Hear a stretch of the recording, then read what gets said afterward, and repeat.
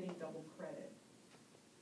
You know, if there's a local hiring program with Caltrans, they'd be getting credit for that, and we would be giving them credit, but the money would only be spent for one employer. Caltrans doesn't have a local hiring program. They only have a I'm just disadvantaged referring to business any impact other public project that has a local hiring program. If we allow credit for a job done outside, there's a potential that we're not really creating more jobs for our locals there, because there's the potential that they're getting counted twice. I don't have an answer for that. Okay, it's just a comment. I didn't really expect that. And then on the second priority, just for clarification, it said for cities within Contra Costa County. All cities in Contra Costa County. And how about all residents in Contra Costa County? I think it's because we have a lot of unincorporated communities, and we want to make sure that we're covering all of them. It applies to both residents and businesses. I'm talking about people within unincorporated county, not necessarily within the city. Oh, no, it's anywhere in the county. I'm sorry. Thank you, Mr. Sloan, for being here and making this presentation. I think I learned a lot about this bond program just within the last 5 minutes from your presentation. I have several questions, though. I think I've gathered little bits and pieces, but can you just describe what is the compliance procedures for the contractors? Are they required to submit paperwork to your office? What's the procedure that you use to ensure that contractors are complying with our regulations? The procedure for compliance with the business program is when they submit their bid, they have to submit documentation on the level of local participation that they're claiming, and we investigate that, and then we make a recommendation to Bill Fay and market staff. For the local hiring, we use the same process as we do for monitoring the payment of prevailing wages. They have to submit certified payrolls. We review the certified payrolls, and then we do site visits on every project every week to compare what's on the certified payroll with what's actually on the site. Thank you. What was the start date of the local hiring program? I want to say 19, we had a pilot program in Helms. And when did Helms start? 2007? 2006, 2007.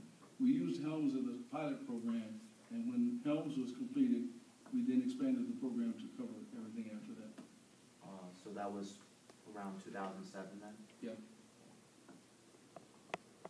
And I just have a question. I don't know if you're the appropriate person to direct this question to, but how does the local hiring program comply with our requirement, with the district's requirement that we hire the lowest responsible bidder?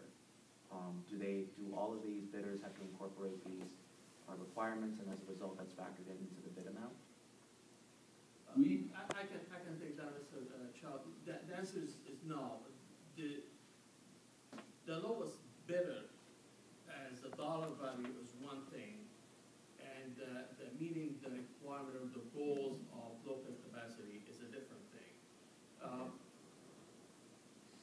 The lowest bidder, before he gets awarded the contract, he has to pass the threshold of what the goal is and submit his paperwork to Jake's company to say, yes, they are in compliance or not.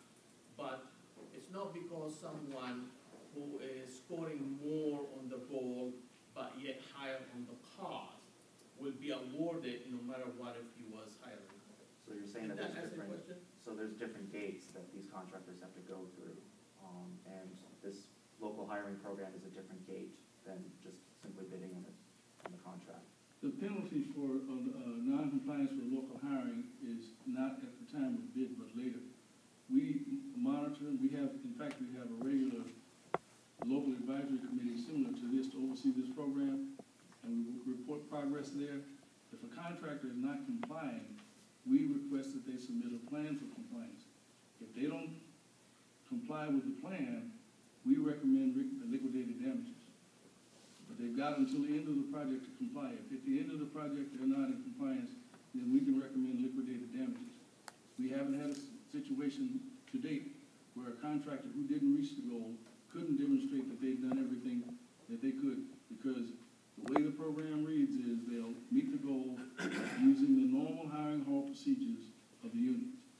And if the unions can't supply the workers, can't hold the contractor liable for that.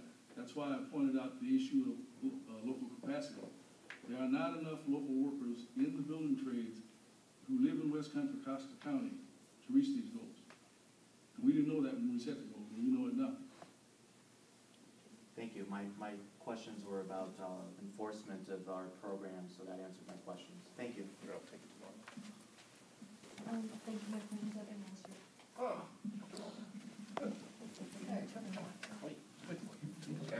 So we are now, I apologize for the mistake in the presentation. I should have worn my glasses. Sorry, just one quick thing. It says Jack, but it's Jake, you said, correct? Jake, J-A-K-E. So the agenda says Jack, says Jake. And just please, I'm sorry, clarify who you are and why you do this?